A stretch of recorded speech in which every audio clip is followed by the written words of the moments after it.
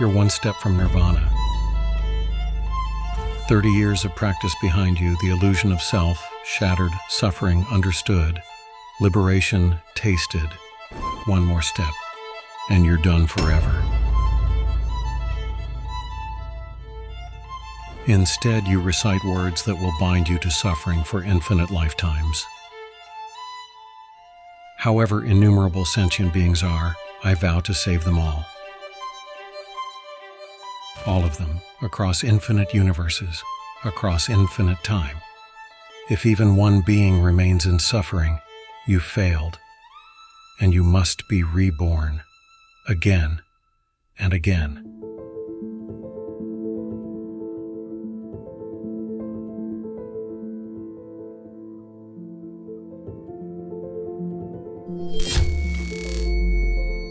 We covered how Mahayana Buddhism emerged, the split that said personal liberation isn't enough. We covered the 4 stages of the Arhat path, the climb toward personal freedom, the exit from samsara. This is the path that refuses to leave. 10 stages, 10 transformations you can't undo. And the question Theravada keeps asking, if sentient beings are infinite, haven't you vowed to never reach enlightenment?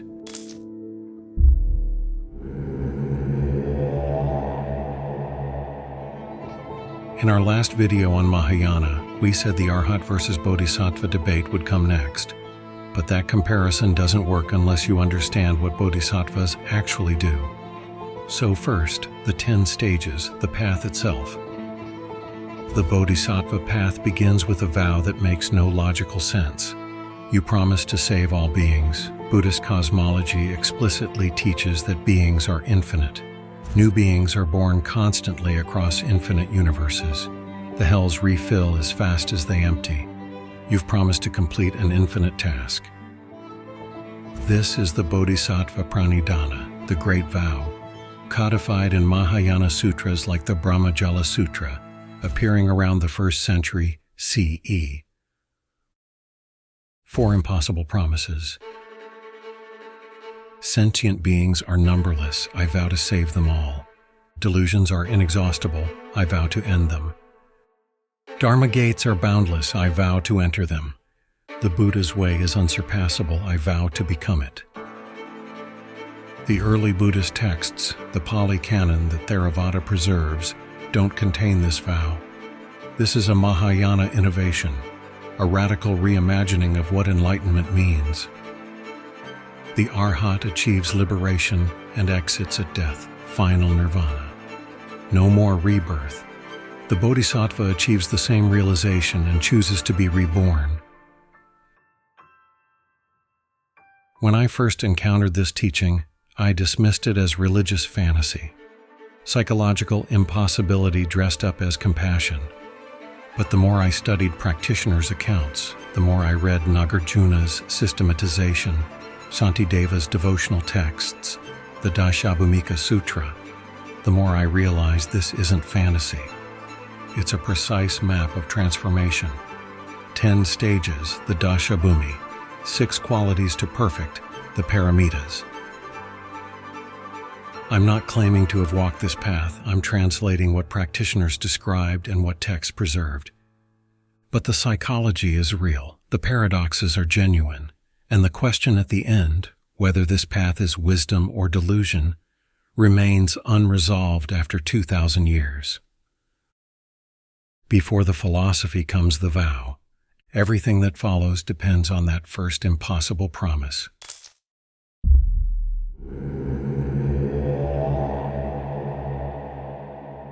You're sitting across from your teacher, years of practice behind you. You understand impermanence. You've glimpsed anatta, no self. You're ready. Your teacher looks at you and asks, "Are you willing to be reborn in hell to save one being?" You say yes. Are you willing to do it 1 billion times? Most people realize what they're actually agreeing to. A climate scientist stands in front of a glacier that's been melting for decades. She could work on reducing emissions, advocate for policy, help slow the damage. Or she could make a different vow, Restore this glacier to exactly what it was in 1800. Every cubic meter of ice, every species that lived here, the entire ecosystem. She knows it's impossible, the physics don't work, the timeline is absurd. But she commits anyway, not to try her best, to succeed completely. The Bodhisattva vow operates on that logic. Sentient beings are born constantly. The Samyutta Nikaya describes samsara as beginningless. No first moment when suffering started, no final being to save. The task doesn't end. Theravada's critique is immediate. We covered the Arhat path. Once you break the 10 fetters, rebirth ceases automatically. You can't choose to be reborn. Rebirth happens through craving and ignorance. If those are destroyed, rebirth stops. You're claiming you can maintain craving for existence while being enlightened. That's contradiction. The Buddha achieved liberation, then taught for 45 years. He didn't delay enlightenment to accumulate merit. Mahayana responds, the Bodhisattva doesn't maintain craving. The Bodhisattva maintains compassion. The vow isn't bondage. It's freedom exercised differently. But there's a harder question underneath. If suffering ends, what exactly is left to return? The debate has continued for 2,000 years. We'll explore it fully in the next video. What matters now is this. The moment you take the vow, something shifts. The first transformation, Pramuditā, joyful. Why joy when you've promised the impossible?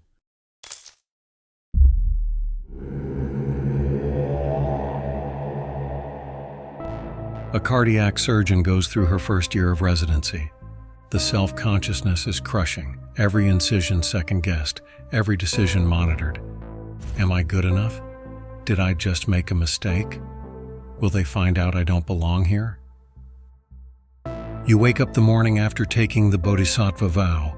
Instead of feeling crushed by the impossibility, you feel lighter than you've ever felt. For the first time, it's no longer about you. Every ounce of suffering you've carried, the self-consciousness, the anxiety about whether you're good enough, the constant internal monitoring, it evaporates. You're not trying to fix yourself anymore. You're trying to save everyone. The Daśa-bhūmi Sutra describes this first stage. The Bodhisattva overcomes all fear and all attachment to self. Great joy arises. You wake up one morning and realize you haven't thought about yourself in weeks. You've stopped caring about whether you look foolish, whether people respect you, whether you're succeeding. The voice that used to narrate everything, gone. This is Pramuditā, joyful, the first Bhumi. The first paramita arises, dana, generosity. You give everything. That surgeon, year 3, something has shifted. She walks into surgery and the self-monitoring is just gone. She's not performing for the attending physician anymore. She's not wondering if she's good enough. She's completely absorbed in the work. Compare this to stream entry in the Theravada system we covered. Same purification of self-view, same breaking of identity chains. The difference: stream enterers have 7 lifetimes maximum. You've committed to infinity. Year 5. A patient dies during her shift. A colleague suggests, we could adjust the chart, make it look like you weren't responsible. The impulse to protect herself doesn't arise. She writes exactly what happened, signs her name. Vimala, stainless. The second stage. Lying stops making sense. Deception feels wrong in your body. You're at a party. Someone asks a question you could spin to make yourself look better. The impulse to exaggerate doesn't even form. Stealing? The thought doesn't arise. Harming? Your body refuses the action. The second paramita, shila, ethics. Discipline becomes your natural state. Stream enterers experience this same purification. Can't willfully break the 5 precepts. Same realization, different goal. Theravada purifies to exit samsara. Mahayana purifies to stay in samsara more effectively. That surgeon, year 10. She performs a 3-hour surgery, leaves the operating room. No residual stress in her body. The meditation she practiced every morning, it's not separate from the scalpel work anymore. She's aware during the procedure, aware between procedures, aware while explaining outcomes to families. The formal practice and the rest of her life aren't separate. Prabhakari, luminous. The 3rd stage. Meditation stops being something you do for an hour every morning. It becomes constant awareness. Washing dishes, you're aware. Walking to work, you're aware. Arguing with someone, you notice the anger arising. Notice yourself responding. Notice the space between stimulus and reaction. The 3rd paramita, shanti, patience. Deep meditation gives you the capacity to endure anything without resistance. The traditional texts say you can enter jhanas, meditative absorptions, for extended periods, but you don't use them to escape. You use them to recharge so you can return to the world. By the 3rd stage, you've achieved what most practitioners dream of. Deep meditation, perfect ethics, unshakable patience. You could exit samsara now. You have the realization. And Mahayana says the real training begins. You've mastered inner peace. Now you have to master something far more dangerous.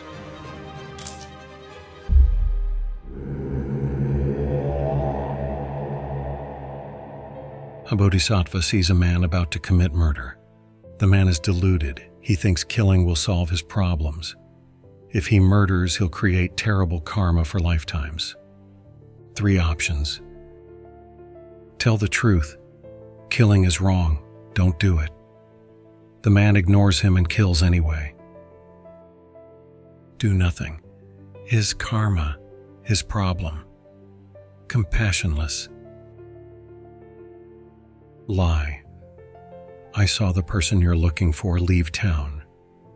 The man leaves, doesn't kill, avoids terrible karma. Mahayana says, option 3, and now you're learning to lie skillfully. Arkyashmati, radiant, the 4th stage. You stop seeing things as solid. Your friend's anger, it stops feeling like their personality. It starts feeling like something moving through them and then passing. Everything becomes process. Nothing has anything solid behind it. Even what feels real isn't fixed. This is the direct realization of shunyata, emptiness. Instead of using that insight to detach, you use it to engage more precisely. Nothing solid means you can shape it. The 4th paramita, virya, diligent energy. You can work tirelessly. Tiredness is also empty. Sensations, not a solid state. The 5th stage, Sudurjaya, difficult to conquer. You become a strategic teacher. Someone comes to you suffering. You see exactly what they need to hear. And it's often different from the ultimate truth. Sometimes truth doesn't help people. Sometimes it crushes them. You stop asking, is this true, and start asking, will this help? You learn to meet people where they are, speak their language, use their concepts, even if that language is incomplete. This is upaya, skillful means, the art of adaptive teaching. The Saddharma Pundarka Sutra, the Lotus Sutra, contains the famous burning house parable. The Buddha told children there were carts of jewels waiting outside to lure them from a burning house. Once they were safe, he revealed there were no carts. The lie saved their lives. Mahayana claims the Buddha taught strategically, different teachings for different capacities. Some teachings were expedient, helpful for that moment, incomplete as ultimate truth. The fifth paramita, dhyana, meditation. Deep states that let you see which method works for each being. You're a therapist. The person across from you is finally ready to talk about what happened, but you can see it in their body, the way they're holding themselves, the shallowness of their breath. They're getting ready to say it out loud, and you realize they're about to crack open in a way you might not be able to repair in the 45 minutes you have left today. Do you gently redirect them, give them more time? Or do you let them try, knowing it might break them again? You hesitate.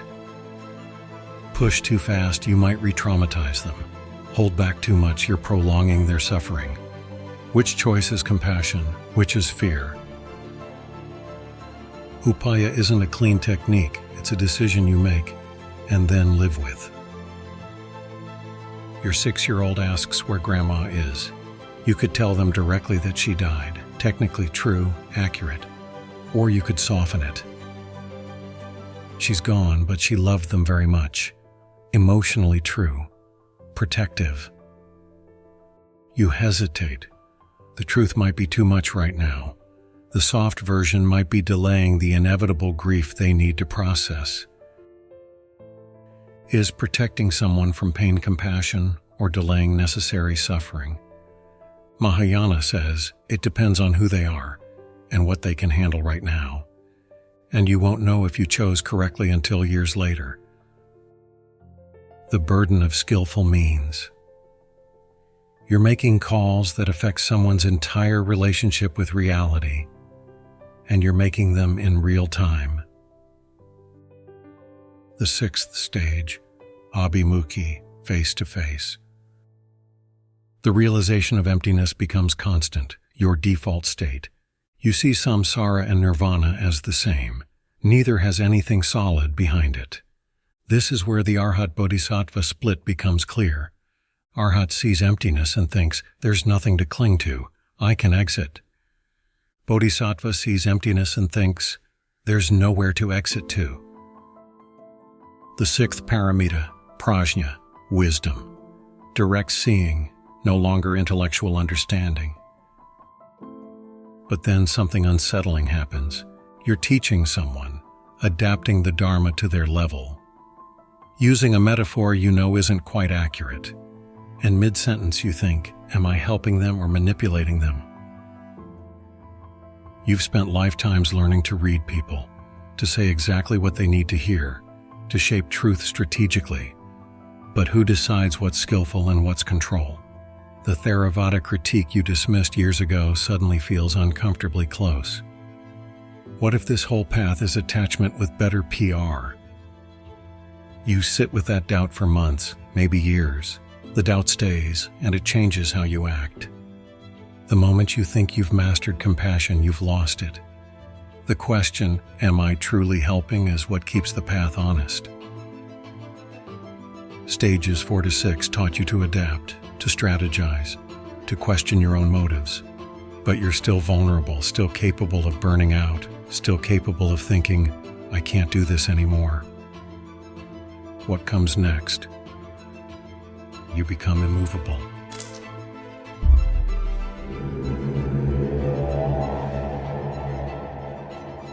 At some point, maybe years later, maybe lifetimes, you walk into a room full of strangers. Within minutes, you know who's suffering and why, what they need to hear, how to reach them, through direct perception.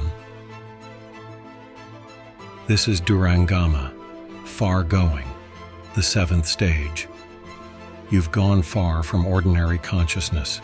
Skillful means becomes effortless. You adapt to beings without thinking about it. You teach complex Dharma through poetry, through silence, through contradiction, through a single gesture. You're in a debate with the most brilliant philosopher you've ever met. They dismantle every argument you make, expose contradictions, reveal weaknesses in your logic, and you watch yourself not react. You're not suppressing anger. The conditions for anger don't form. They're fighting you with concepts. You're no longer bound by concepts. They insult you publicly, and you watch the reaction not arise. They can't touch you. The eighth stage, achala, immovable. The stage of no regression. Nothing can shake you. Praise, blame, gain, loss, pleasure, pain, none of it moves you. Compare this to the non-returner stage in the Theravada system we covered. Perfect equanimity. Instead of using it to exit, you use it as armor to stay engaged. You're working in an emergency room, mass casualty event, 20 patients arriving at once. Half will die without immediate intervention. The doctor doesn't freeze, doesn't panic, doesn't collapse under the moral weight. They triage, operate, save who they can, functioning at peak capacity while suffering surrounds you. The traditional teaching says, even if all beings in the universe attacked you simultaneously, you wouldn't generate a moment of ill will. The conditions for ill will can't form anymore. But then, late one night after a 16-hour shift, something cracks. You're sitting alone, silent, empty, and a thought arises you haven't had in decades. I could be free. Right now I could cross into Nirvana and be done with all of this. Not doubt about helping others, doubt about whether you even want liberation anymore. You don't remember why you started. The vow you took lifetimes ago. It feels like someone else made that promise. One part of you moves toward freedom, another part doesn't move at all, and neither feels clearly right. And for a moment you consider breaking the vow. Just not saying it anymore. Just stopping. You sit with that for weeks, and then you realize, even this doubt is process. Even the you who's conflicted is just something moving. The urge to stay fades, the urge to leave fades, nothing solid behind any of it. At some point, you stop needing people to explain themselves. You walk into a room, Someone opens their mouth to speak. Before the first word finishes, you understand the mental state they're in. You see which teaching will help them most. This is what the texts call the ninth stage, sadhumati, good intellect, perfect teaching ability. You can explain Dharma to anyone, from a king to a child to someone who's never heard of Buddhism. A hostage negotiator in an active crisis. Gunmen screaming, hostages crying, SWAT ready to breach. The negotiator's voice, calm, steady, unshakable. They've trained so deeply that panic doesn't arise. They read the gunman's micro-expressions. Adjust tone mid-sentence. Find the exact words that de-escalate. Reading beings and responding perfectly. But there's a patient you can't help. They keep coming back. Same crisis, different details. You see exactly what they're doing. Self-destruction wrapped in a plea for rescue. You could refuse to see them, refer them elsewhere, protect yourself. Or you could keep helping, knowing they'll be back next month, and the month after, and you might be enabling the pattern you're trying to break. You keep seeing them, and every session you ask yourself, am I actually helping or just participating in their suffering? And you don't answer it. Shantideva, the 8th century Mahayana master, wrote in the Bodhisattva, "For as long as space endures, for as long as sentient beings remain, may I too remain, to dispel the misery of the world." Practitioners describe the great Bodhisattvas as remaining at these levels.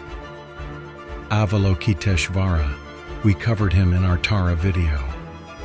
Manjushri, embodiment of wisdom. Ksitigarbha, who vowed not to become Buddha until all hells are empty. These beings could cross to Buddhahood, they refuse. By stage 9, texts describe you as nearly a Buddha. All the wisdom, all the compassion, all the skill, right there. One step away, one more stage, and then the choice.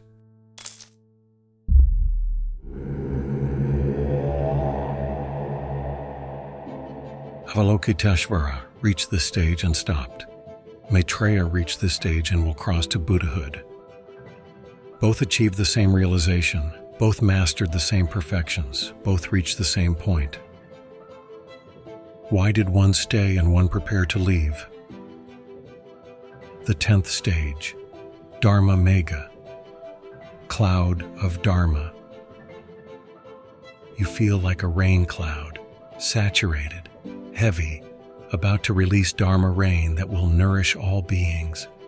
All 6 paramitas perfected, all 10 stages completed. One step from Buddhahood. The traditional description: you sit on a lotus throne surrounded by infinite bodhisattvas and Buddhas, receiving teachings from all directions simultaneously.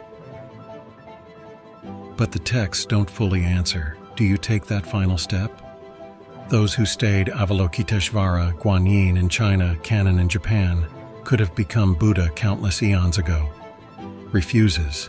Ksitagarbha, explicit vow, until the hells are empty, I will not become a Buddha.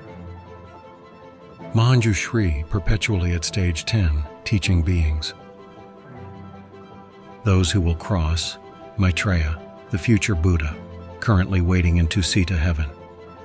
Will descend, become Buddha, teach, then enter parinirvana. The question no text fully answers: what's the difference? You're working in a field hospital, hundreds of patients, supplies running out. You could stay here, save 20 people today, 50 tomorrow, maybe a few hundred over your career, or you could leave, abandon everyone here, every person you could have helped, and disappear into a research lab for a decade. Chase a cure that might save millions, but if you fail, you saved no one. The patient in front of you is bleeding out. You could stop the bleeding right now, but the research might prevent 1,000 people from ever bleeding this way again. Do you help the people you can see or chase the people you can't? There's no way to know until it's too late to change your answer. The Dalai Lama claims to be a reincarnation of Avalokiteshvara, choosing to return. Thich Nhat Hanh, we covered him in an earlier video, engaged Buddhism, staying in the world to reduce suffering directly. The Buddha taught for 45 years after enlightenment, then entered parinirvana. Mission complete. The knowledge lives on. Which approach helps more? And the uncomfortable part, both sides might be right, or neither of them are. Practitioners describe themselves as having reached the 10th stage, mastered infinite compassion, perfect wisdom, able to manifest in 1,000 forms, teach in 1,000 languages, save beings across universes, standing at the threshold of Buddhahood. Avalokiteshvara looked at that threshold and turned around, walked back into samsara. Maitreya will eventually cross it. Who made the right choice?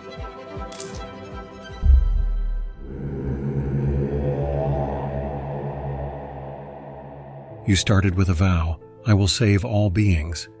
10 stages later, you've achieved what most people can't imagine.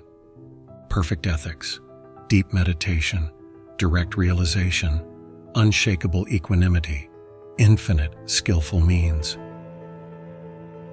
Practitioners describe themselves as nearly a Buddha. And still working. It was never something you complete. There's no moment where this is finished. Which means either you'll be a bodhisattva forever like Avalokiteshvara, or the vow was never meant to be completed. It's meant to transform you by removing all self-focus. Or Theravada's position, which we'll explore next video, the vow is psychologically impossible, attachment disguised as compassion. The bodhisattva path isn't about achieving a goal. It's about becoming the kind of being who chooses infinity over peace. We covered the Arhat path in our video on the 4 stages. Break the chains, achieve liberation, exit at death. Bodhisattvas break the same chains and choose to stay. Next video, Arhat versus Bodhisattva. The argument Buddhism never resolved: is seeking personal liberation selfish, or is promising to save infinity insane? Is the Arhat's exit cowardice, or is the Bodhisattva's vow unfinished business? Both sides have arguments, both sides have achieved realization, and both claim the Buddha taught their path. So after everything you've learned, if you stood at that threshold, liberation one step away, would you cross, or would you turn back? Avalokiteshvara turned back, chose infinite rebirth over final peace. But there's another way to look at it. Maybe Avalokiteshvara didn't turn back out of compassion. Maybe he turned back because he realized there's nowhere to go. If samsara and nirvana are both process, neither solid, then staying and leaving are concepts that dissolve the moment you truly see. Perhaps the Bodhisattva doesn't refuse nirvana. Perhaps the Bodhisattva realizes nirvana was never separate from samsara in the first place. And if that's true, then the 10 stages weren't climbing towards somewhere else. They were learning to see that you were already there. The path that refuses to leave, not because it's bound, but because it sees there's nowhere to leave from. A vow to save all beings in a reality where nothing was ever separate to begin with. And maybe that's what enlightenment always was. Next video, we go deeper. Is seeking your own liberation selfish, or is saving everyone else impossible? Subscribe so you don't miss it. Leave a comment. Would you take the Bodhisattva vow? Would you promise infinity? And if you found value here, share this with someone on the path. Thanks for watching. Stay curious, stay wise.